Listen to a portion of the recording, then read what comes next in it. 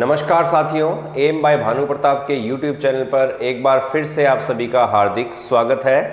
तो आज के इस वीडियो के अंदर जो हमारा मुख्य टॉपिक है वो है रेजिस्टेंस यानी कि प्रतिरोधक। तो आज हम अध्ययन करेंगे प्रतिरोधकों के बारे में कि कितने प्रकार के वो होते हैं, क्या उनकी ज़रूरत है, कहाँ उनका प्रयोग किया जाता है, और फिर उससे भी एक महत्वपूर्ण टॉपिक आता है प्रतिरोधकों का मानांकन। मानांकन प्रतिरोधकों पर किस तरीके से किया जाता है। सामान्य रूप से यदि कोई भी वस्तु हम बाजार से खरीदने जाते हैं उसके ऊपर उसकी वैल्यू लिखी होती है कि ये फलानी चीज़ इतने रुपए की है या इसमें इतना वजन है, लेकिन रेजिस्टेंसों की वैल्यू जो है वो सीधे अंकों में ना लिखकर कुछ विशेष तरीके से की जाती है। तो शायद आप लोग समझ भी गए होंगे कि हम क्या पढ़ेंगे। तो इस टॉपिक में आपको रेजिस्टेंस कलर कोडिंग को हल करना भी सिखाऊंगा, किस प्रकार से कलर कोडिंग को क्रैक किया जाता है, तोड़ा जाता है और रेजिस्टेंस की वैल्यू ज्ञात की जाती है। अगर आप इस चीज को सीखना चाहते हो तो ये वीडियो शुरू से अंत तक पूरा जरूर देखिएगा, क्योंकि यदि बीच में कोई भी एक पार्ट आपने मिस कर दिया तो शायद आप लोग वो चीज नहीं सीख पाओगे। जब ये टॉपिक पूरा हो जाएगा तो आईटीआई से संबंधित किसी भी एग्जाम में, कोई भी चाहे एग्जाम हो, और उसके अंदर यदि प्रतिरोधकों से संबंधित कोई प्रश्न आ रहा है, ठीक है, तो उसको आप पूरी तरह से हल कर पाओगे, ये मेरी गारंटी है भी। लेकिन ध्यान से इस चीज को पूरा समझना पड़ेगा, तब जाके आपको ये बात समझ में आएगी। तो चलिए वीडियो को शुरू करें, और यदि आपको ये वीडियो अच्छा लगे तो इसे लाइक करें, शेयर करें, और यदि आप चैनल पर नए हो तो इस चैनल को सब्सक्राइब करना ना भूलें, जिससे आपको भविष्य में इलेक्ट्रिशियन थ्योरी संबंधित और भी जानकारी समय समय पर मिलती रहेगी। तो आइए पढ़ना शुरू करते हैं। तो इससे पहले मैं आप सभी को प्रतिरोधक के बारे में बता चुका हूं, प्रतिरोध के बारे में बता चुका हूं कि प्रतिरोध पदार्थों का एक स्वाभाविक गुण होता है, जिसकी वजह से सभी पदार्थ हैं वो धारा प्रवाह का कुछ ना कुछ क्या करते हैं, विरोध करते हैं। अब कोई पदार्थ कितना का विरोध कर रहा है, वो कितनी धारा को रोक रहा है, हमें कितनी धारा रोकनी चाहिए, कितनी आगे जानी चाहिए, इसका निर्धारण करने के लिए हम जिस युक्ति का प्रयोग करते हैं, जिस मशीन का प्रयोग करते हैं, जिस यंत्र का प्रयोग करते हैं, उसको हम क्या बोलते हैं भी, प्रतिरोधक कहते हैं। मैंने युक्ति भी कहा, यंत्र भी कहा, मशीन भी कहा, क्योंकि प्रतिरोधक बहुत प्रकार के होते हैं, तो सारे नाम उनके लिए उपयुक्त रहेंगे। तो क्या है प्रतिरोधक, तो उसकी डेफिनेशन आप लोग लिख लीजिए भी पहले, तो फिर बाद में आगे पढ़ेंगे अपने। तो लिखिए, किसी पदार्थ या तार का वह टुकड़ा, किसी पदार्थ या तार का वह टुकड़ा जो किसी परिपथ में यदि जोड़ दिया जाए या किसी परिपथ में उसे जोड़े जाने पर वो एक निश्चित मान का प्रतिरोध प्रस्तुत करे। किसी तार, पदार्थ कुछ भी हो सकता है, तार का टुकड़ा हो सकता है, वो किसी धातु का टुकड़ा हो सकता है, किसी अचालक पदार्थ का टुकड़ा हो सकता है, जिसे किसी परिपथ में यदि जोड़ दिया जाए तो वो एक निश्चित मान का प्रतिरोध प्रस्तुत करे। तो उस टुकड़े को हम किस नाम से जानेंगे, प्रतिरोधक के नाम से। तो उस टुकड़े को हम प्रतिरोधक कहते हैं। तो क्यों लगाए जाते हैं परिपथ में प्रतिरोधक, तो इसको बहुत ही सरल उदाहरणों से हम समझ सकते हैं। इसका क्या उद्देश्य होता है पहले वो नोट कर लीजिएगा, फिर बाद में देखेंगे। तो लिख लीजिए कि परिपथ में प्रतिरोधकों के जो उपयोग का उद्देश्य है वो ज्यादा नहीं है, वो दो ही है। एक तो है आपका धारा को सीमित करना, धारा को सीमित करना, यानी कि एक निश्चित मान तक धारा को रोक देना, धारा को सीमित करना। और दूसरा है वोल्टेज ड्रॉप करवाना। दूसरा जो उद्देश्य है वो है वोल्टेज ड्रॉप या वोल्टा पतन करवाना। तो अब ये क्या है, धारा को सीमित करना है, वोल्टेज ड्रॉप करवाना, तो इसको बहुत ही सरल उदाहरण से हम समझ सकते हैं। तो क्या है वो उदाहरण, तो देख लेते हैं अभी। तो यहां पर एक यंत्र मैंने प्रयोग में लाया हूं, एक उपकरण, एक औजार है, आपका इलेक्ट्रिशियन ट्रेड का महत्वपूर्ण औजार कह सकते हैं। यदि कोई व्यक्ति कहता है कि मैं इलेक्ट्रिशियन हूं तो उसके पास ये जरूर औजार मिलेगा, और सभी जानते हैं कि इस औजार का नाम है फेज टेस्टर। क्या चीज है ये भी, फेज टेस्टर। आज के टाइम में तो टेस्टर बहुत तरह के आने लगे हैं, लेकिन इसका एक खास नाम भी है, यह नियॉन लैंप।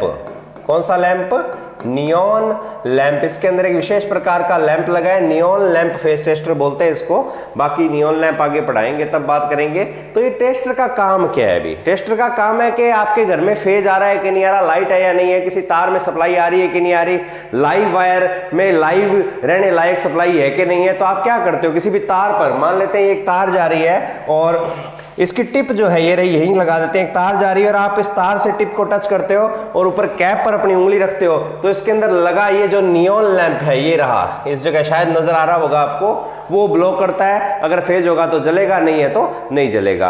अब इसमें रेजिस्टेंस कहां लगा हुआ है तो गौर से देखना, भी ध्यान से देखना इस चीज को कि रेजिस्टेंस कहां है। मैं थोड़ा जूम कर देता हूं तो यदि आप ध्यान से देखोगे तो इसके अंदर ये रहा, इस जगह पे प्रयुक्त किया गया एक रेजिस्टेंस। तो यहां रेजिस्टेंस प्रयोग करने का क्या उद्देश्य था तो वो थोड़ा देख लेते हैं। अभी क्या उद्देश्य था तो पहले देख लो हमारे घरों में कितनी सप्लाई आती है। तो हमारे घर के अंदर जो वोल्टेज आती है उस वोल्टेज का मान होता है 240 वोल्ट। कितने वोल्ट? 240 वोल्ट। लेकिन जो ये नियॉन लैंप इसके अंदर लगा हुआ है, इसके अंदर जो नियॉन लैंप प्रयुक्त होता है ये लगभग काम करता है, या इसको कार्य करने के लिए वोल्टेज चाहिए 5 वोल्ट से लगभग हाईएस्ट मैक्सिमम यदि बड़े साइज का आ जाए तो 50 वोल्ट। लेकिन इसके अंदर मान लेते हैं 5 वोल्ट का लैंप ही लगा हुआ है। आ कितनी रही है? 240। चाहिए कितनी? 5। ज्यादा कितनी है तो 235 वोल्ट ज्यादा है। कितने वोल्ट? 235।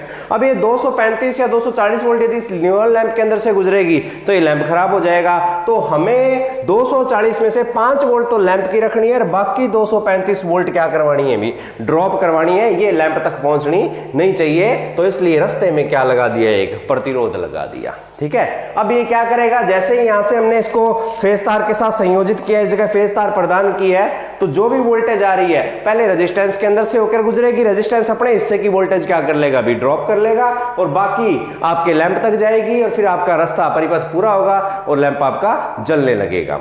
अब इसमें एक और चमत्कार, कई बार टेस्ट लैंप आपने खोल के देखा होगा, टेस्टर आपने खोल के देखा होगा, जैसे ही खोलते हैं स्प्रिंग सी लगी होती है और खूब सारी चीजें उछल कर इधर उधर गिर जाती है। तो आपने सारी चीजें तो ढूंढ ली होगी, लेकिन ये रेजिस्टेंस आपको शायद नहीं मिला, बहुत ही छोटा चावल के दाने जितना होता है, आपको नहीं मिला।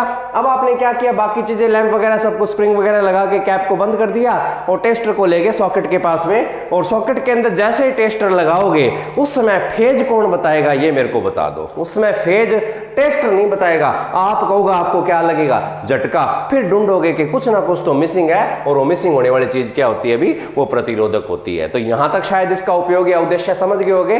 फिर भी नहीं समझे तो एक और सरल उदाहरण से हम इसको समझ सकते हैं। अब बात करते हैं आपके घर में प्रयुक्त होने वाले एक महत्वपूर्ण उपकरण की, जो सभी के घरों में लगा हुआ है, छत का पंखा या सीलिंग फैन। तो सीलिंग फैन की स्पीड को, सीलिंग फैन की स्पीड को जो इसकी नॉर्मल स्पीड है उससे कम करने के लिए इसके साथ एक विशेष क्रम में, श्रेणी क्रम में आगे पढ़ाऊंगा, विशेष क्रम में एक विशेष युक्ति लगाई जाती है, इसको आप रेगुलेटर कहते हो। क्या कहते हो? रेगुलेटर। अब वो रेगुलेटर जो है, जो पुराने टाइम में आते थे वो लगभग इस प्रकार के दिखते थे। तो ये जितने भी रेगुलेटर हैं ये रेजिस्टेंस वाले हैं, इसके अंदर रेजिस्टेंस वायर लगी होती है। आधुनिक समय में इलेक्ट्रॉनिक्स जो रेगुलेटर है वो प्रयुक्त किए जा रहे हैं, ये भी कैसे काम करते हैं वो भी बताऊंगा, ये कैसे काम करते हैं वो भी बताऊंगा। फिलहाल देखते हैं कि रेजिस्टेंस किस प्रकार लगा होता है। तो एक पंखे का डायग्राम आपके सामने है, पंखे की तारें ध्यान से देखोगे तो यहां से एसी सप्लाई का मान लेते हैं, न्यूट्रल जो है वो पंखे को डायरेक्ट दे दिया और यहां से दूसरी तार निकलकर रास्ते में खूब सारे क्या लगा दिए? रेजिस्टेंस। ये जो रेजिस्टेंस आपको नजर आ रहे हैं डायग्राम में वो इन सब के अंदर होते हैं। अब ये अंदर वाले रेजिस्टेंस है, जैसे जैसे नोब को आप घुमाओगे, इस समय इस कंडीशन में देखोगे तो ये सारे के सारे, यहाँ पे फेज है तो ये फेज देखिए ध्यान से, इन सभी रेजिस्टेंस के अंदर से होकर गुजर रहा है, और रेजिस्टेंस के अंदर से होकर गुजर रहा है तो पंखे को वोल्टेज क्या मिल रही है? भी कम। वोल्टेज का कम होना ही धारा का कम है, क्योंकि एक विशेष नियम है जो हम आगे अध्ययन करेंगे। ओम ने कहा था V समानुपाती आई, यदि विभवांतर घटेगा तो धारा भी घटेगी, तो वोल्टेज भी ड्रॉप होती है और धारा भी कम होती है। तो इस प्रकार से पंखे के साथ लगे रेजिस्टेंस पंखे की गति को कम करने में क्या करते हैं? भी मदद करते हैं। गति कैसे कम होती है? क्योंकि वोल्टेज कम, वोल्टेज का मतलब धारा कम। बाकी आगे के टॉपिकों में इसका हम विस्तृत अध्ययन करेंगे। तो यहां तक शायद आप लोग समझ गए होंगे कि परिपथों में प्रतिरोधकों का क्या उद्देश्य है। तो अब थोड़ा आगे चलकर पढ़ना शुरू करते हैं प्रतिरोधकों के प्रकार। तो एक हेडिंग लगा लीजिए भी, टाइप्स ऑफ रेजिस्टेंस या प्रतिरोधकों के प्रकार। तो जो प्रतिरोधक है वो आपके मुख्य रूप से होते हैं भी 4 प्रकार के। कितने प्रकार के? 4 प्रकार के। नोट कर लीजिएगा। सबसे पहले नंबर 1 है कार्बन संयोजक प्रतिरोध। एक बार नाम लिख लिए, फिर एक एक का अध्ययन करेंगे।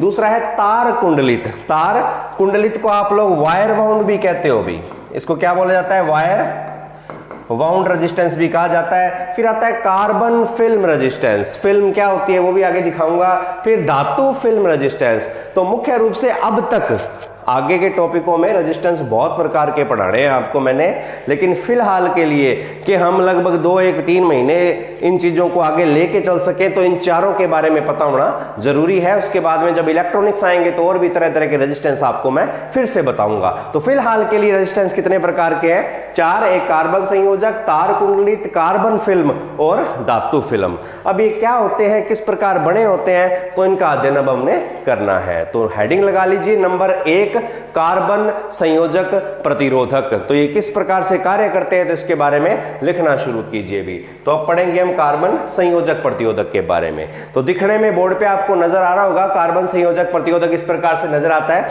बाजार में मिलते हैं, अलग अलग मान के होते हैं, कितने से कितने ओम के बनाए जाते हैं, सबका अध्ययन हमने इस वीडियो में करना है। तो अब ये कार्बन संयोजक जो रेजिस्टेंस है ये बनते कैसे, तो बनाने की प्रक्रिया बहुत ही आसान है इनकी। तो किस प्रकार से बनाया जाता है वो देख लेते हैं थोड़ा सा। हमने लेना है कार्बन का चूर्ण। क्या लेना है? कार्बन का चूर्ण लेना है। कार्बन के चूर्ण को किसी उपयुक्त बंधक पदार्थ, जिसे एडेसिव मटेरियल या बॉन्डिंग मटेरियल कहते हैं, के साथ गूंद लेते हैं। भी कार्बन का चूर्ण लिया, जिस प्रकार आप आटा गूंदते हो सेम वैसे जैसे आटा लिया, गेहूं का चूर्ण है वो, ठीक है ना। बंधक पदार्थ गेहूं के अंदर खुद के अंदर चिपचिपापन होता है, इसलिए पानी डालते वो खुद चिपक जाता है। कार्बन चिपकता नहीं है तो उसके अंदर हमें अलग से कोई बंधक पदार्थ मिलाना पड़ता है। फिर इसको गूंद के सेम आटे जैसा ही पेड़ा तैयार कर लेते हैं, मशीन में उसको डालते हैं। दूसरी तरफ से पतली पतली पट्टियां निकलती है, जैसे सवैयां निकाली जाती है मशीन से, सेम वैसे ही निकाली होंगी आपने। तो वो सवैयों की भांति, पट्टियों की भांति उसको डाल लेते हैं। और जब लंबी पट्टी एक तैयार हो जाती है आपकी, जब एक लंबी पट्टी आपकी तैयार हो जाती है इस प्रकार से,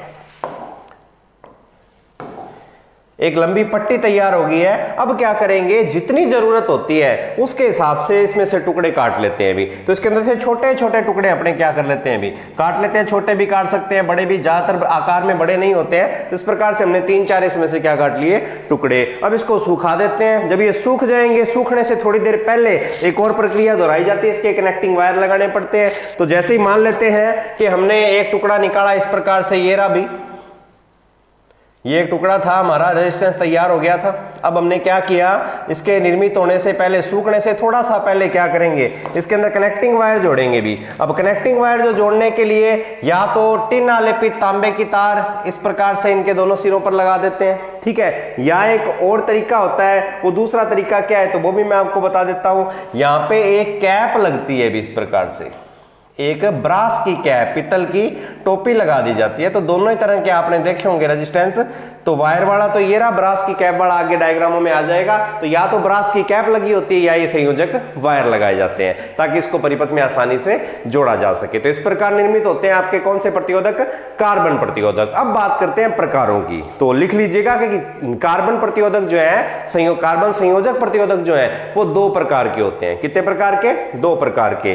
तो इनके दोनों प्रकारों की यदि बात की जाए तो वो कौन कौन से हैं? तो कार्बन संयोजक में नंबर 1 जो होता है वो होता है आपका नियत मान। कौन सा मान? नियत मान। और दूसरा जो होता है वो होता है परिवर्तित मान। दूसरा जो प्रतिरोधक है वो है परिवर्तित मान प्रतिरोधक। एक होते हैं फिक्स वैल्यू। फिक्स वैल्यू मतलब नियत मान वाले, तो ये तो हो गया आपके फिक्स। और एक होते हैं वेरिएबल। एक कौन से हैं? वेरिएबल या परिवर्तित मान। तो ये तो हो गए इनके 2 प्रकार। अब इनकी वैल्यू कितनी होती है तो इसकी वैल्यू लिख लो भी। तो नियत मान जो कार्बन प्रतिरोध होते हैं ये आपके बनाए जाते हैं 1 ओम से अधिकतम 22 मेगा ओम तक, यानी कि मिनिमम 1 ओम वैल्यू का ये होगा और अधिकतम कहां तक जाएगा, ये 22 मेगा ओम तक जाएगा। कई किताबों में 20 मेगा भी लिखा है, कईयों में 22 लिखा है, तो कोई ज्यादा 1-2 से फर्क नहीं पड़ता है। अब बात करें कि परिवर्तित मान प्रतिरोधक जो है वो कितने से कितने ओम के होते हैं। 1 मिनट पहले इसका एक और चीज लिखते हैं। अभी ये तो होगी इसकी रेजिस्टेंस रेंज। कौन सी रेंज? रेजिस्टेंस।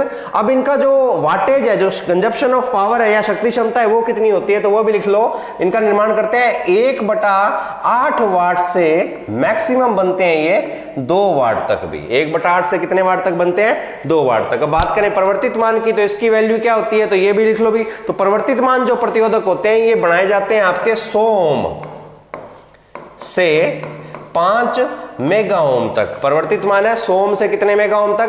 5 मेगा ओम तक। और जो इनकी वाटेज होती है वो होती है 0.125 वाट से मैक्सिमम होते हैं ये 5 वाट तक। कितने वाट तक?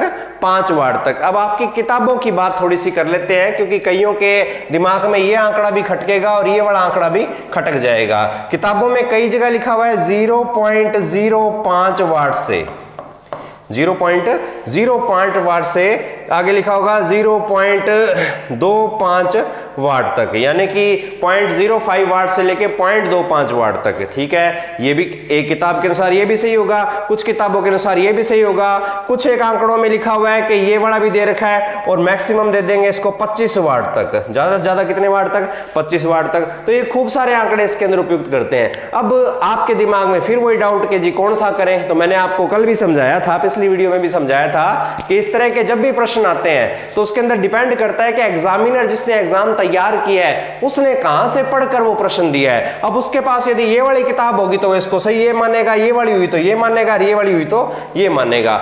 अब डाउट तब होता है जब ये सारे ऑप्शन एक ही प्रश्न में आ जाए, तो बहुत कम चांस है कि ऐसा हो। आ जाए तो फिर आप कुछ भी करें ना, ध्यान रखना, अब सही होगा तो आपकी किस्मत है, नहीं होगा तो आपकी किस्मत है भी। हाँ, यदि आप उसको चैलेंज करते हो, क्योंकि आज के टाइम में ऑनलाइन एग्जाम है और उसके बाद में जैसे ही पेपर क्लियर होता है, आंसर की जारी होती है, तो आपको ऑब्जेक्शन लगाने का एक अधिकार दिया जाता है। आप ऑब्जेक्शन लगाइए उसके ऊपर। ऑब्जेक्शन लगाने के बाद में आप उसको चैलेंज कर सकते हो। आपके पास जो भी बुक है उसके 2 या 3 अलग अलग बुक से आपको वो आंकड़े उनके सामने प्रस्तुत करने होंगे, या तो प्रश्न पेपर से हट जाएगा या आपको बोनस मिल जाएगा। ये सभी को आज के टाइम में पता है। तो ये कुछ आंकड़े हैं आपके नियत मान कार्बन प्रतिरोधक, परिवर्तित मान कार्बन प्रतिरोधकों की वैल्यू के, तो इसको ध्यान रखना।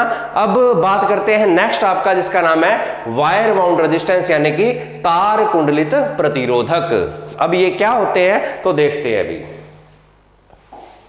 तो नेक्स्ट जो आपका है वो है वायर बाउंड या तार कुंडलित प्रतिरोधक। तो डायग्राम में बोर्ड पर 2 प्रकार के डायग्राम आपके लिए बनाए गए हैं। एक तो इस प्रकार का हरे से रंग की पाइप सी नजर आ रही है, और एक ये सभी ने शायद देखा होगा, जो रेगुलर ITA वाले हैं उन्होंने सभी ने देखा होगा। नहीं देखा, चित्र तो देखा ही होगा, चित्र भी देखा है किताबों के अंदर, तो एक नाम भी इसका पड़ा होगा। इसको क्या बोलते हैं? रियोस्टेट। तो रियोस्टेट भी एक प्रकार से वायर बाउंड रेजिस्टेंस है, उसको बहुत ही आसानी से हम समझ सकते हैं। तो कैसे बनते हैं वायर बाउंड रेजिस्टेंस? तो बहुत ही आसान है बनाने का। तो इसको बनाने के लिए बेस लिया जाता है। बेस मतलब आधार। तो ये तार जिस पर लपेटी गई है, ये सफेद से रंग का आपको नजर आ रहा होगा, इसके अंदर ये पाइप का ये हिस्सा नजर आ होगा, ये बेस या आधार है। तो इसके निर्माण के लिए जो बेस बनाया जाता है वो होता है सैरेमिक का। किसका? सैरेमिक का, या हो सकता है बैकेलाइट का, ठीक है ना।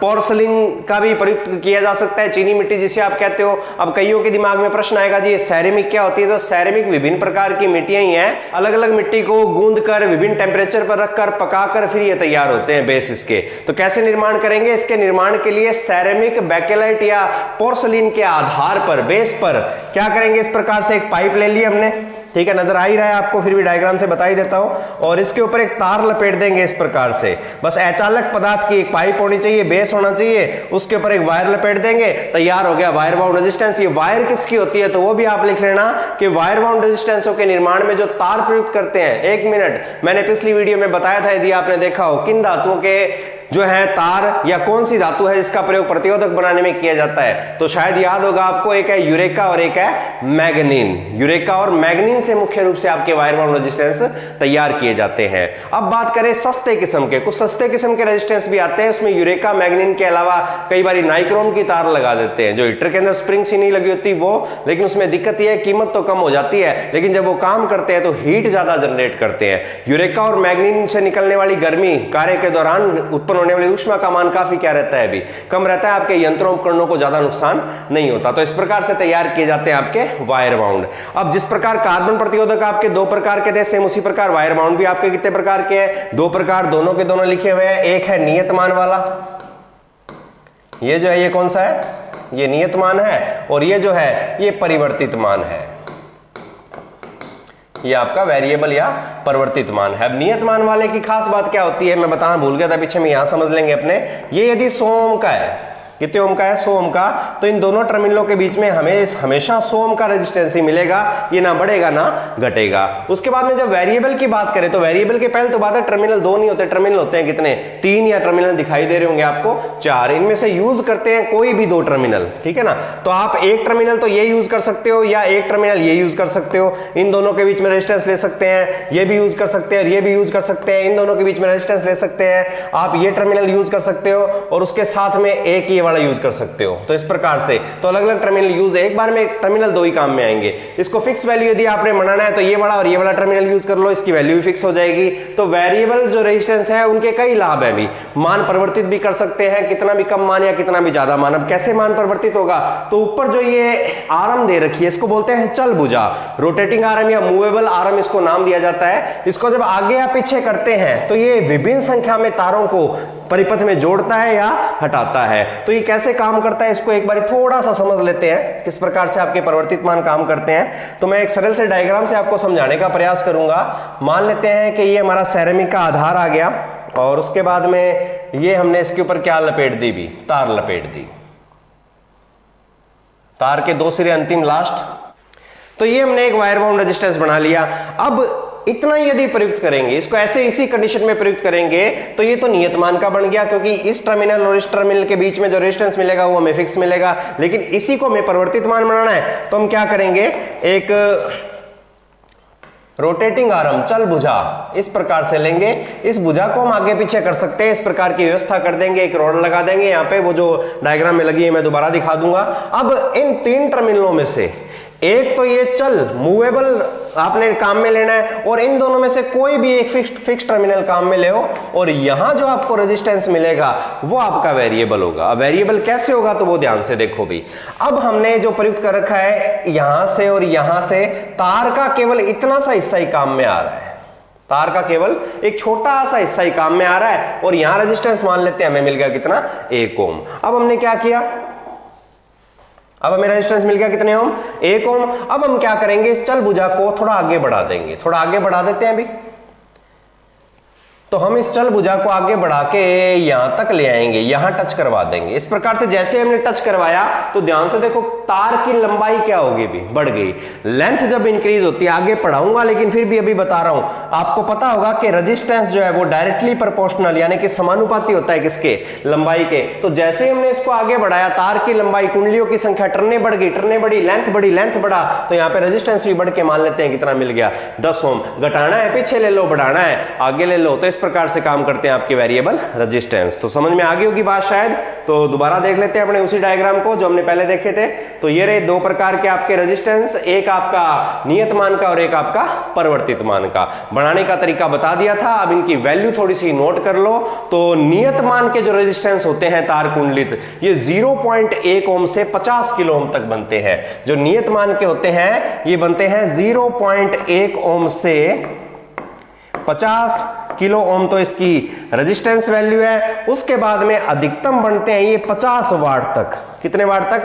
50 वाट तक। मिनिमम बनेंगे ये 1 वाट। तो 1 वाट से ज्यादा कितने वाट तक बनते हैं? ये 50 वाट शक्ति क्षमता में बनाए जाते हैं। अब बात करें परिवर्तित मान जो प्रतिरोधक है उनकी बात, तो ये बनते हैं 5 ओम से 5 किलो ओम तक। तो ये जो बनेगा ये बनेगा 5 ओम से 5 किलो ओम तक और इसकी जो वाटेज है वो ये 1 वाट से रहेगी ये 50 वाट तक। तो ये 2 प्रकार के आपके रेजिस्टेंस है, नियत और परिवर्तित। किसके अंतर्गत आने वाले हैं? ये तार कुंडलित या वायर बाउंड के अंतर्गत आने वाले हैं। इस बात को याद रख लेना भी, ठीक है। अब एक छोटी सी लाइन आपने और लिखनी है, महत्वपूर्ण लाइन है वो आपने लिखनी है। वो लाइन क्या लिखनी है तो जरा सुन लीजिएगा भी। आपने जो लाइन लिखनी है वो लाइन क्या होगी? वो लाइन परिवर्तित मान कार्बन प्रतिरोधकों को, वेरिएबल रेजिस्टेंस को विभव मापी, जो आपके परिवर्तित मान कार्बन प्रतिरोधक है उनका एक नाम है विभव मापी, या इसको बोला जाता है पोटेंशियोमीटर। Potentiometer metre. तो विभव मापी या इसको पोटेंशियोमीटर के नाम से भी जाना जाता है। तो यदि आपके पेपर में प्रश्न आ जाए कि पोटेंशियोमीटर कौन सा है, तो उसके अंदर आपने ऑप्शन में वो रेजिस्टेंस ढूंढना है जो वेरिएबल हो, जिसके मान को क्या कर सके, बदल सके। तो नियत मान प्रतिरोधक, चाहे वो कार्बन हो, चाहे वो वायर बाउंड हो, चाहे वो किसी भी कैटेगरी का हो, उसको किस नाम से जानते हैं, विभव मापी या पोटेंशियोमीटर। ये थोड़ी सी बात आप याद रख लेना। तो यहां तक कोई दिक्कत नहीं होगी शायद। तो चलते हैं अपने नेक्स्ट प्रतिरोधक पर। तो हमारा नेक्स्ट जो प्रतिरोधक है वो है कार्बन फिल्म प्रतिरोधक। तो क्या है वो, तो देख लेते हैं अभी। तो नेक्स्ट आता है आपका कार्बन फिल्म प्रतिरोधक। अब फिल्म को ये नहीं है कुछ कुछ होता है, अरे क्या दिल ने कहा, क्या तुमने सुना। तो फिल्म एक परत को कहा गया है। फिल्म किसको कहते हैं, परत को, कि पतली सी फिल्म, ठीक है ना। तो पतली सी पन्नी को किसके रूप में जानते हैं भी, फिल्म के रूप में जानते हैं। नहाने धोने के बाद में मेकअप मुकअप करते होगे आप सभी, क्रीम लगाते होगे, कई लड़कियां फेयर एंड लवली लगाती है, लड़के फेयर एंड ग्लो लगा लेते हैं, पता नहीं तरह तरह की आ रही है। अब वो जो क्रीम है वो पूरा का पूरा पैकेट या जो भी आपकी ट्यूब है पूरी की पूरी हाथ में निचोड़ के यूं करके मुंह पे लगा ली, इस प्रकार से करते हो क्या, नहीं। आप क्या करते हो, थोड़ी सी वो क्रीम लेते हो, हाथ पे लगाई, इस प्रकार से फैलाई पतली सी परत अपने मुंह के ऊपर क्या कर लेते हो, चढ़ा लेते हो। कितनी क्रीम में लगा लो, डोल थारो भी सोए रहे, कोई फर्क कौन पड़े, करेडी थारी आईटी ही है, यहाँ को नहीं क्रीम लगा के बीटे काला से दिखोगा, कौन दिखो। तो बात करते हैं कार्बन फिल्म की। तो कार्बन फिल्म का निर्माण भी बहुत ही आसान तरीके से कर सकते हैं। इसके लिए भी आपको एक सैरेमिक का आधार, ये देखिए सैरेमिक कैरियर लिखा, कैरियर मतलब आधार, धारण करने वाला। तो सैरेमिक का आधार सेम इसी प्रकार से एक पतला सा पाइप का टुकड़ा ले लेंगे जो अचालक होगा, सैरेमिक का बना होगा। अब करना क्या है, अब हमें करना क्या है कि इसके ऊपर कार्बन की एक पतली सी परत चढ़ा देनी है।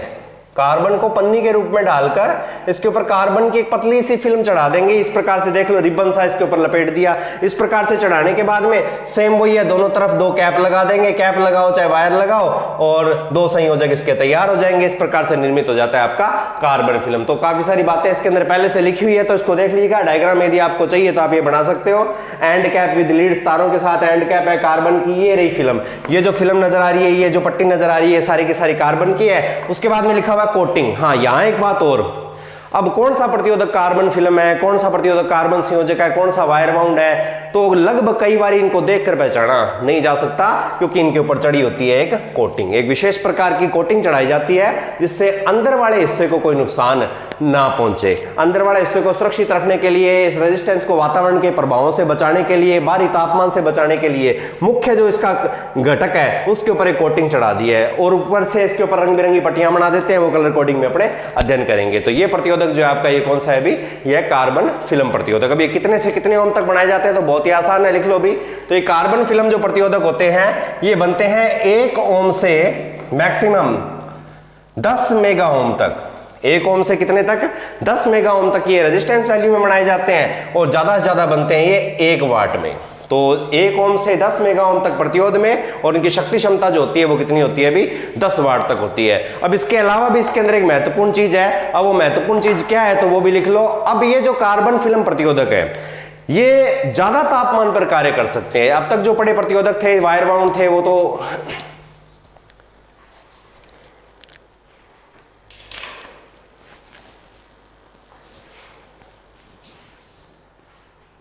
अब ये जो कार्बन फिल्म प्रतिरोधक है, इनके बारे में एक और महत्वपूर्ण बात है। वो महत्वपूर्ण बात क्या है कि ये जो प्रतिरोधक हैं, इनके जो टेम्परेचर वैल्यू है वो हमें पता होती है। तो कार्बन फिल्म जो प्रतिरोधक होते हैं वो 85 डिग्री सेंटीग्रेड से, कितने डिग्री से, 85 डिग्री सेंटीग्रेड से लेकर मैक्सिमम ये काम कर सकते हैं 155 डिग्री सेंटीग्रेड पर। तो मैक्सिमम और मिनिमम वैल्यू जो इसकी है वो आपको दे दी। वैसे मिनिमम तो और भी इससे कम कर सकते हैं, तो 85 से 155 की रेंज में इसको आप काम में ला सकते हो। जबकि कार्बन संयोजक जो प्रतिरोधक थे वो इतने ज्यादा तापमान पर कार्य नहीं करते, वो लगभग 80-90 डिग्री टेम्परेचर पर ही कार्य करने के लिए बनाए जाते हैं। उससे ज्यादा तापमान पर यदि काम करवाओगे तो वो खराब हो जाते हैं, नष्ट हो जाते हैं। तो ये था आपका कार्बन फिल्म प्रतिरोधक। नेक्स्ट जो आपका प्रतिरोधक आता है वो आपका धातु फिल्म प्रतिरोधक है, मेटल फिल्म रेजिस्टेंस है। तो मेटल फिल्म रेजिस्टेंस किस प्रकार से दिखते हैं, तो वो बोर्ड पे आप देख लो भी। तो दो प्रकार के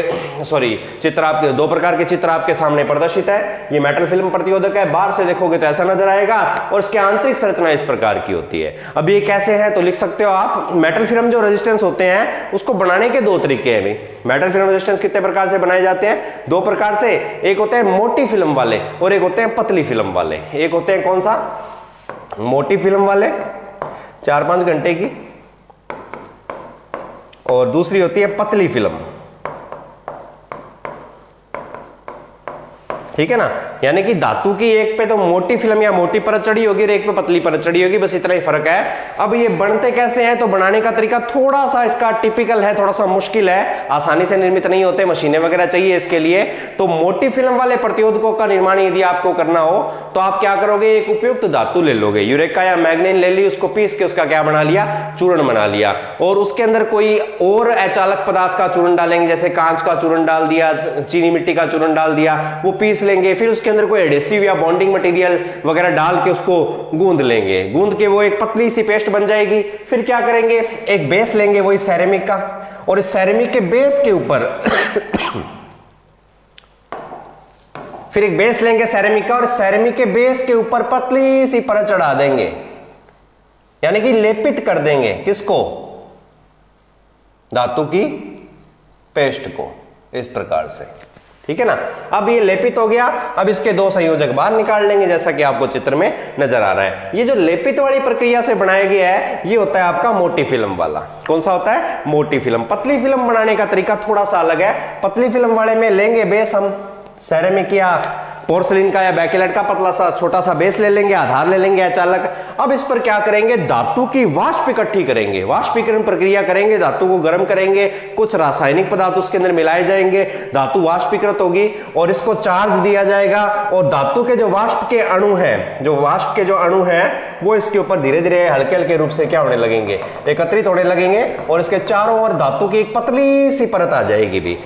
तो ये धातु की जो वाष्प एकत्रित करके जो प्रतिरोध बना दिया, ये तो बन गया आपका पतली फिल्म वाला, और ये जो बन गया, जो लेपित करके बनाया गया, वो बन गया आपका मोटी फिल्म। बस पतली और मोटी फिल्म में फिल्म की थिकनेस का फर्क आता है, मोटाई का फर्क आता है, बाकी चीज सेम ही होती है भी। तो इस प्रकार से बनाए जाते हैं आपके कौन से भी मेटेलिक या धातु फिल्म वाले। बात करते हैं वैल्यू की, तो ये बनते हैं 0.1 ओम से 10 मेगा ओम तक रेजिस्टेंस वैल्यू में, और 1 वाट तक शक्ति क्षमता में बनाए जाते हैं। तो इनकी रेंज जरूर याद रखना है, 0.1 ओम से बनते हैं 10 मेगा तक और 1 वाट तक। कई किताबों में यहाँ 0.1 की जगह 1 ओम लिखा हुआ है, तो वैसे मिनिमम वैल्यू इसकी जो होती है 0.1 ओम ही होती है, ध्यान रखना भी। और बाकी किताबों में अलग अलग छपे हुए हैं, तो सारे किताबों का जो आंकड़े हैं वो मैं आपको नहीं बता सकता, कंफ्यूजन आपके और भी ज्यादा हो जाएगा। तो जो आपका ओरिजिनल में वास्तविकता क्या है, मार्केट में क्या उपलब्ध है, कहाँ कितने काम आते हैं, वो मैंने आपको सभी लगभग बता दिए हैं। तो ये होते हैं आपके।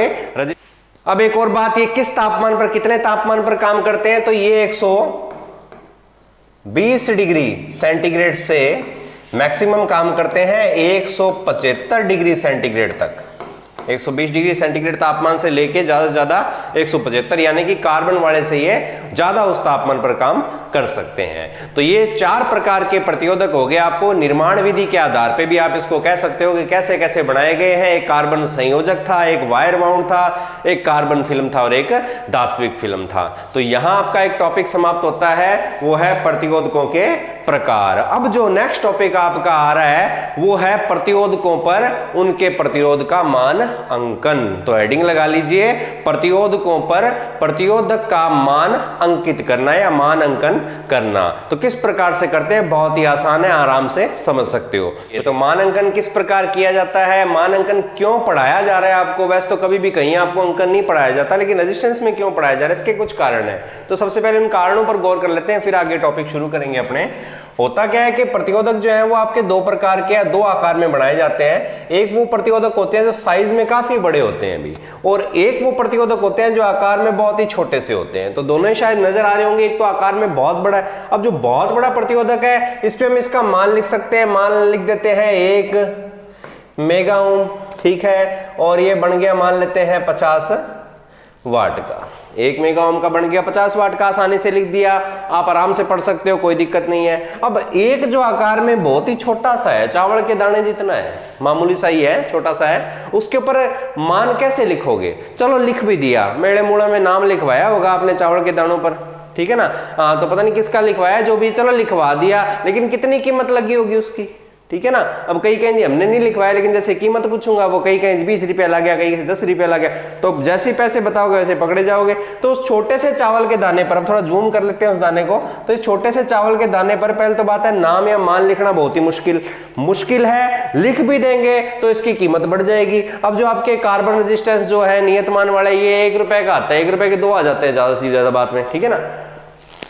आपके जो ये कार्बन प्रतिरोधक है ये 1 रुपए के 2 आते हैं, इतने कम कीमत का 50 पैसे का रेजिस्टेंस है, और उस पे यदि आपने मान लिख दिया, 1 ओम लिख दिया, लिखवाने का खर्चा यदि 10 रुपए आ गया तो 10.5 रुपए कौन देगा आपको? 11 रुपए में बिक जाएगा क्या? नहीं बिकेगा, क्योंकि कीमत नहीं है इसकी इतनी। तो मान लिखने के लिए कुछ विशेष तरीके अपनाए जाते हैं। एक तो क्या है कि बड़े आकार पे डायरेक्ट लिख देते हैं, छोटे आकार पे लिखने में दिक्कत है, चलो लिख भी दिया, कीमत भी चलो कम पड़ गई, कोई नहीं 1 रुपए का पड़ गया। अब एक डब्बा है उसके अंदर 1000 रेजिस्टेंस पड़े हैं और आपको कहना है जी 5 ओम का निकालना है, तो उस 5 ओम को कितनी देर में ढूंढ दोगे? इतनी देर तक कस्टमर ग्राहक आपकी दुकान पे खड़ा रहेगा क्या? ठीक है ना। तो ये चीज है। तो पहले तो बात है मान लिखना मुश्किल है छोटे आकार वाले प्रतिरोधकों पर, उसके बाद में लिखे गए मान को पढ़ना मुश्किल है, सारों की आंखें जितनी काम नहीं करती, कईयों के जिसमें लगे हैं वो यूं करके देखेंगे, ढंग से पढ़ा नहीं जाएगा, गलत लगा दिया परिपथ खराब हो जाएगा आपका। उसके बाद में अनेक प्रतिरोधकों में से एक वांछित मान का, जो एक उपयुक्त मान का रेजिस्टेंस आपको यदि ढूंढना पड़ जाए तो उसमें आपको दिक्कत बहुत आएगी, समय बहुत ही ज्यादा लगेगा। तो ये चीज है। तो मान अंकन करने के कुछ तरीके बताए हैं, उनमें से एक अंकन का तरीका है कलर कोडिंग। क्या है? Colour coding. तो ये किस प्रकार से की जाती है, क्या होती है, क्यों करते हैं, तो इसके बारे में थोड़ा सा आप लिख लीजिए, एक टॉपिक लगा लो, प्रतिरोधकों पर मानांकन करने की विधियां। तो क्या लिखना है? तो लिख लेना बड़े आकार के प्रतिरोधकों पर उनका मान सीधे ही अंकों या अक्षरों में अंकित कर दिया जाता है, परंतु वे प्रतिरोधक जिनका मान 1/2 वाट से कम है, या जो 1/2 वाट से कम शक्ति के हैं, इनका आकार बहुत ही छोटा होने के कारण इन पर प्रत्यक्ष रूप से मान को लिखा जाना संभव नहीं है। इसलिए 1/2 वाट यानी कि आधे वाट से कम मान के प्रतिरोधकों पर मान अंकन करने के लिए कलर कोडिंग या रंग संकेत क्या करते हैं? कलर कोडिंग या प्रयुक्त करते हैं, इसको हिंदी में बोलते हैं रंग संकेत। ये कलर कोडिंग डिकोडिंग आपके रीजनिंग में भी होती है, तो सेम रीजनिंग का टॉपिक थ्योरी में घुसा रखा है, पढ़ना पड़ेगा, मजबूरी है, रेजिस्टेंस हमारे खुद के हैं भी, ठीक है ना। इनको आगे तक ढूंढना है, मैंने कहा था वी आई और आर आपका पीछा नहीं छोड़ने वाले, तो ये तो करना पड़ेगा। तो कलर कोडिंग की जाती है कौन से प्रतिरोधकों पर? जिनका मान आधे वाट से कम है। प्रश्न तैयार हो रहे हैं, ध्यान रखना, आप अपने प्रश्न नोट्स खुद बनाओ, मैंने पहले ही कहा था। तो अब इन पर कलर कोडिंग कैसे की जाती है? तो कलर कोडिंग करने के लिए जो इतने छोटे आकार के प्रतिरोधक है उन पे अलग अलग रंगों की पट्टियां बनाई जाती है। तो मैं एक उदाहरण आपके सामने प्रस्तुत करता हूं कि किस प्रकार से ये कलर कोडिंग होती है, तो देखते हैं भी उसको अपने कैसे कलर कोडिंग की जाती है।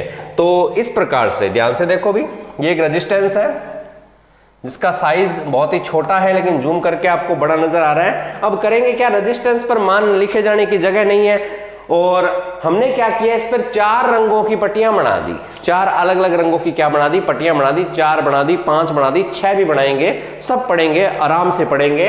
तो 4 रंगों की पट्टी बना दी, एक पट्टी ये रही, एक ये रही, एक ये रही। एक पट्टी का रंग दे दिया हमने लाल, एक पट्टी दे दी हमने हरे रंग की, एक पट्टी फिर हमने दे दी कौन से रंग की? लाल की, और एक दे दी सुनहरी रंग की। तो ये तो कर दी कलर से कोडिंग। अब इसका मान बताओ जी, आपसे वैल्यू पूछ ली, क्या आप निकाल पाओगे? कितने ओम का ये बता पाओगे? तो बिल्कुल बता पाओगे। ये वीडियो आप पूरी देखना तो आपको पता लग जाएगा कि किस प्रकार से कलर कोडिंग की जाती है और कैसे उस कोडिंग को डिकोडिंग की जाता है। तो यहां से 4 रंगों की पट्टियां दे दी, प्रतिरोध मान आपसे पूछ लिया, बताओ जी कितने ओम का है। तो कैसे ज्ञात करेंगे? तो इसके लिए पहले हमें इन कलर जो इस पर अंकित किए गए हैं ये कितने प्रकार के होते हैं, इनकी वैल्यू क्या है, कैसे निर्धारित किया, किसने बनाया है इसको, तो उस चीज के बारे में पता होना चाहिए। तो इन कलर को डिकोड करने के लिए आपको एक सारणी याद होनी चाहिए, एक टेबल याद होनी चाहिए, उसको बोलते हैं कलर कोड टेबल। वो कलर कोड टेबल जब आपको याद हो जाएगी तो आप आसानी से प्रश्न कर लोगे। तो नेक्स्ट आपका टॉपिक लगा लेना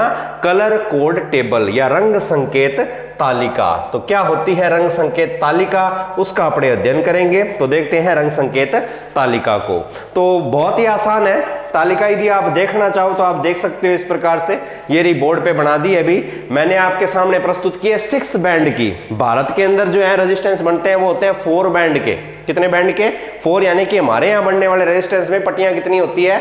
4 होती है। कुछ देश है उनके अंदर 5 पट्टियों वाले, और हमारे पड़ोसी देश वो मिची आंखों वाले वो बनाते हैं 6 बैंड के रेजिस्टेंस। तो अलग अलग कंपनियां अलग अलग तरीके से रेजिस्टेंस बनाती है, जिस देश की जिस कंपनी की जैसी डिमांड होती है वैसे रेजिस्टेंस बनाए जाते हैं। तो मैक्सिमम 6 बैंड के रेजिस्टेंस बनते हैं। हम शुरुआत 4 बैंड से करेंगे, हम 5 बैंड का भी अध्ययन करेंगे, हम 6 बैंड का भी अध्ययन करेंगे, हम सारा अध्ययन करेंगे। तो पहले तो बात है ये सारणी ऐसी की ऐसी एज इट इज आप अपनी कॉपी में उतार लेना। रंग दिए हुए हैं, ज्यादा रंग नहीं है, रंग केवल 12 ही है। तो देख लेते हैं। एक है कलर सबसे पहले, फिर ब्लैक आ गया, काला, भूरा, ये लाल, red, orange, yellow, green, blue, violet, grey, white, gold और सिल्वर।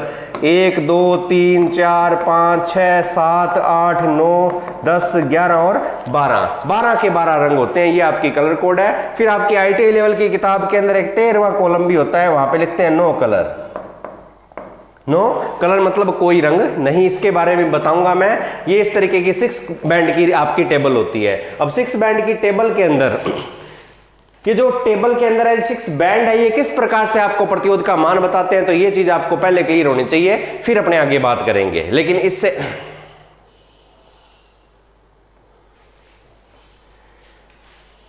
तो ये है 6 बैंड की कलर कोड टेबल।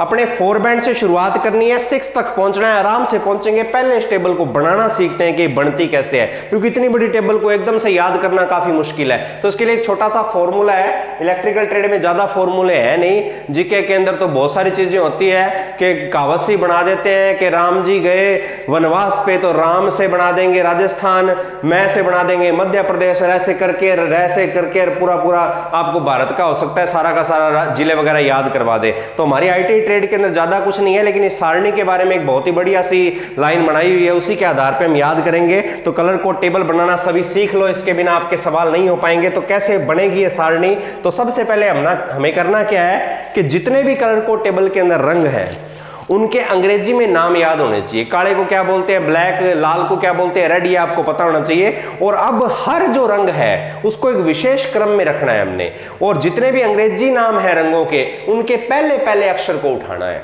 ठीक है ना। तो इसका एक क्रम बनता है, वो क्या बनता है मैं लिख देता हूं। वो क्रम बनता है BB Roy, BBROY, BB Roy. फिर बनता है GB, फिर बनता है VGW, और फिर बनता है GS। समझ गए? 12 हो गए हैं। 1 2 3 4 5 6 7 8 9 10 11 12। ठीक है, कोई दिक्कत नहीं है। अब बात करते हैं कि ये है क्या, ये क्या लिख दिया हमने। तो इसको क्या बनेगा वो उच्चारण याद रख लीजिएगा। ये बना आपका BB Roy, great Britain, very good wife, good student, या गधा स्टूडेंट लिख लो, ठीक है ना। जी से घटिया स्टूडेंट भी लिख सकते हो, आपकी मर्जी है, जो लिखना है वो लिखो, ठीक है। और लास्ट में एक चीज और लिख लेना, नो, NO, नो। बस क्या याद करना है?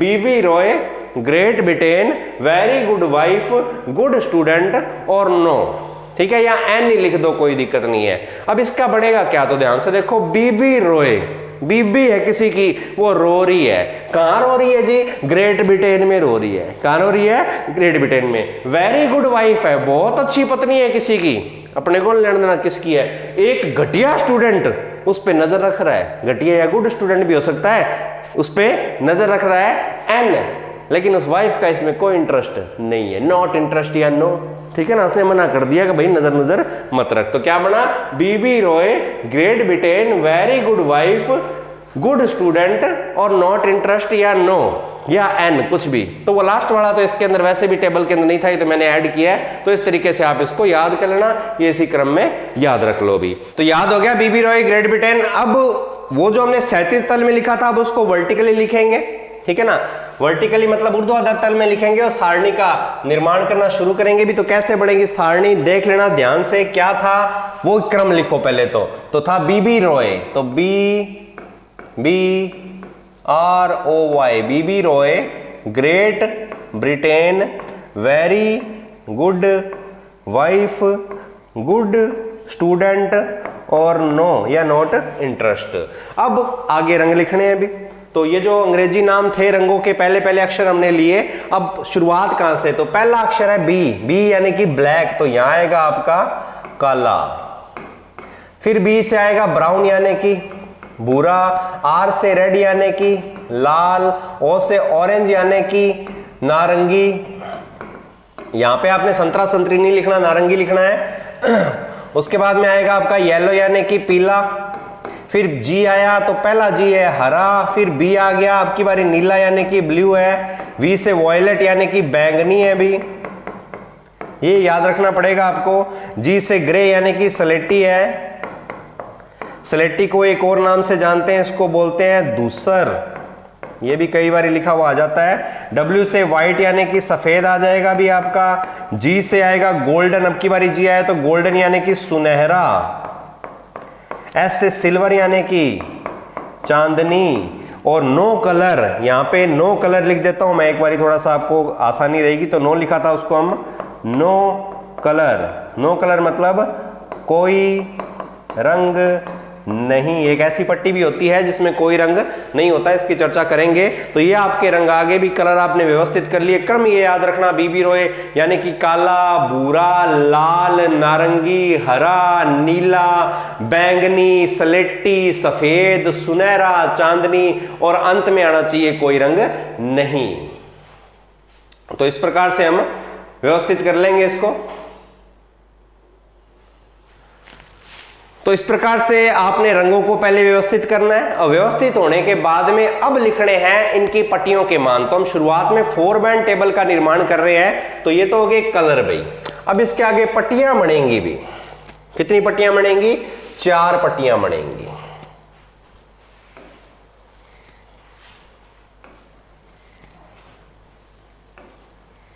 कितनी पट्टी बन गई भी? 4। अब ये जो 4 पट्टियां बनी हैं, इनको हम पैक कर लेते हैं सारणी को, ताकि आपको समझने में दिक्कत ना आए भी, क्योंकि सारणी बनानी जब तक नहीं आएगी तब तक आप लोग समझ नहीं पाओगे भी। तो इस प्रकार से हम टेबल का निर्माण कर लेते हैं। थोड़ा टाइम लगेगा, कोई बात नहीं, आराम से तसल्ली से ये काम करना है। एक बार ये सीख गए फिर उंगलियों पे याद करना भी सिखा दूंगा मैं आपको।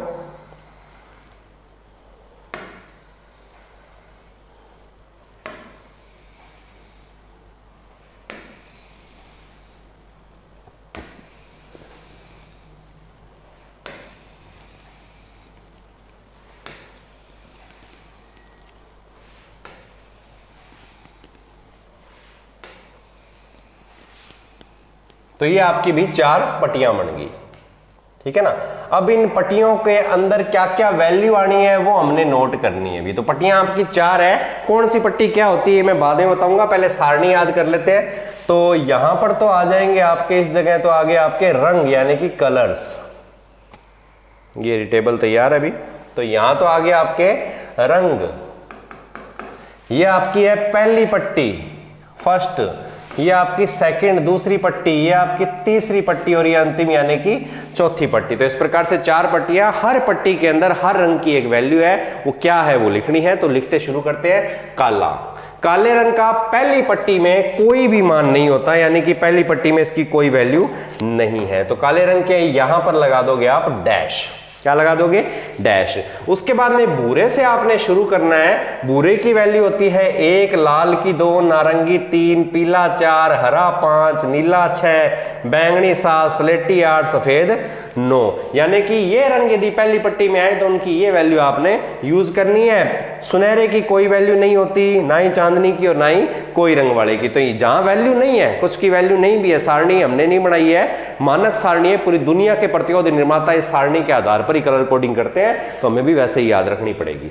अब बात करते हैं दूसरी पट्टी की। तो पहली पट्टी की कोडिंग होगी, दूसरी पट्टी के अंदर क्या है? काला। अब की बारी दूसरी पट्टी में काले की वैल्यू है कितनी?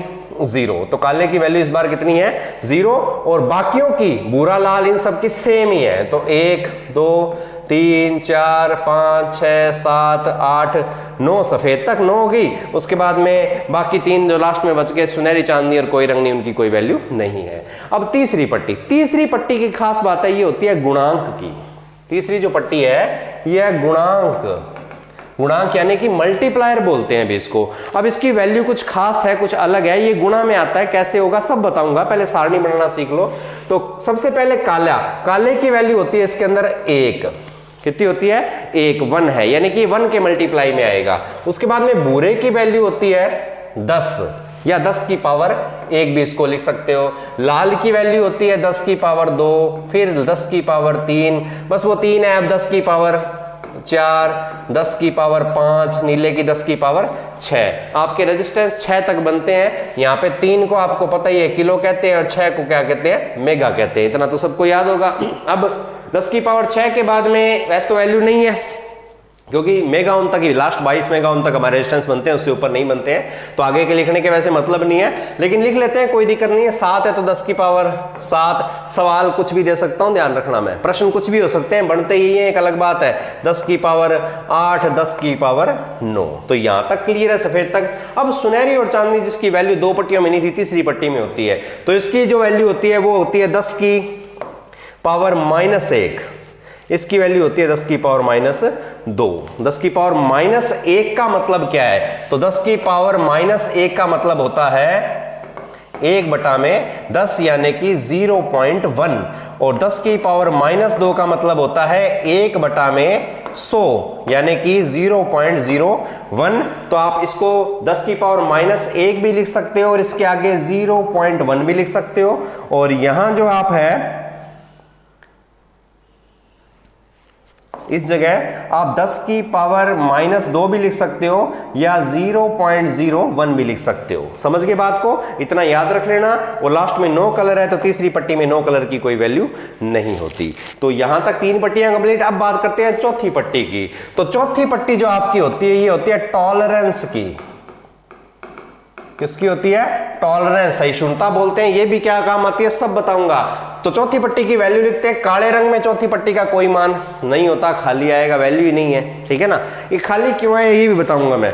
उसके बाद में बात करें भूरे रंग का, तो भूरे रंग की वैल्यू 1 की चल रही है, तो यहाँ पे भी 1, यहाँ 2, यहाँ 3, यहाँ पे 4, पीले तक तो ये आ जाएगा, ठीक है ना। हाँ एक और, तो ये 1 है, इसके आगे लिखा होगा प्लस माइनस और लास्ट में लिखा होगा प्रतिशत, यानी कि वैल्यू प्लस माइनस और परसेंटेज में व्यक्त की जाती है। 2 के आगे भी प्लस माइनस 2%, प्लस माइनस 3% नारंगी की आ जाएगी, प्लस माइनस 4% आपकी पीले की आ जाएगी। उसके बाद में बात करें ITI लेवल की, किसकी, ITI। तो उसके बाद यदि ITI लेवल की किताबों की बात करेंगे तो उसके अंदर 10 की पावर हरे की, नीले की, बैंगनी की, स्लेटी की, सफेद की कोई वैल्यू आपको लिखाई नहीं है। तो ITI लेवल की किताबों के अंदर ये जो 5 कलर हैं, ठीक है ना, हरे से लेके कहां सफेद तक, इनकी कोई वैल्यू नहीं है अभी, ठीक है ना। अभी इनकी कोई वैल्यू नहीं है, लेकिन फिर भी है, जो ओरिजिनल सारणी है उसके अंदर वैल्यू है। लेकिन हम ITI के हिसाब से चलेंगे, वैल्यू मैं भी लिखवाऊंगा आपको, लेकिन हम ITI के हिसाब से एक बार सारणी बनाते हैं, क्योंकि लगभग जनों ने उसी हिसाब से याद किया है। सुनहरी की वैल्यू लिख लेते हैं, सुनहरी की है प्लस माइनस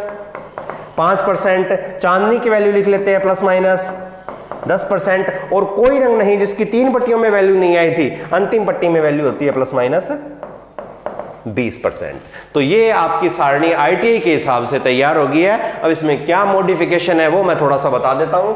अब टॉलरेंस में यदि हरे रंग की, नीले रंग की, बैंगनी, स्लेटी और सफेद की वैल्यू जो ओरिजिनल में है वो आपको लिखनी पड़ेगी। देखो ITI में कुछ किताबों मिसिंग है, अब नई किताब जो अपडेट हो रही है शायद उनमें लिखा हुआ आ गया, लेकिन आपको भी लिखना पड़ेगा ताकि सारणी में अच्छी तरह याद हो, क्योंकि टेस्ट के अंदर जो प्रश्न मैंने तैयार किए उसके अंदर कुछ इस तरीके के सवाल भी हैं। तो यहां पे आ जाएगा हरे रंग में आएगा प्लस माइनस 0.5, फिर नीले में प्लस माइनस 0.25% आ जाएगा, फिर आपका बैंगनी के अंदर प्लस माइनस 0.10% आ जाएगा, 0.1 भी लिख सकते हो, और फिर उसके बाद में स्लेटी के अंदर प्लस माइनस 0.05 आ जाएगा, और जो सफेद है उसकी कोई वैल्यू नहीं होती, वहां पे आपका डैश आ जाएगा। कोई दिक्कत?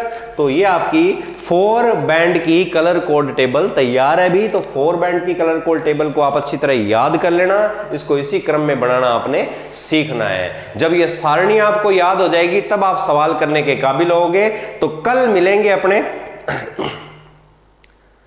जब आपको सारणी याद हो जाएगी तो आप सवाल करने के काबिल हो जाओगे। तो सबसे पहले ये सारणी याद कर लीजिएगा, फिर नेक्स्ट वीडियो के अंदर मैं आपको कलर कोडिंग को ब्रेक करना, अर्थात रंग संकेत तालिका का प्रयोग करके किस प्रकार से आप प्रतिरोधकों का मान ज्ञात कर सकते हो, वो मैं आपको सिखाऊंगा। तो नेक्स्ट जो अपनी वीडियो होगी उसके अंदर हम सिर्फ और सिर्फ कलर कोड को तोड़ना या ब्रेक करना ही सीखेंगे, प्रतिरोधकों का मान ज्ञात करेंगे। हम 4 बैंड से शुरुआत करेंगे, हम 5 बैंड भी करेंगे, हम 6 बैंड भी करेंगे और भी बहुत सारी बातें रेजिस्टेंस की करेंगे, क्योंकि रेजिस्टेंस जो टॉपिक आपका है वो छोटा नहीं है, थोड़ा लंबा चलेगा। इसकी हो सकता है इस वीडियो के बाद में एक या उसके बाद एक और, अर्थात 2 या 3 वीडियो के अंदर हम इसको पूरा कर पाएंगे। तो आज की वीडियो में बस इतना ही। तब तक के लिए नमस्कार, जय हिंद, जय भारत।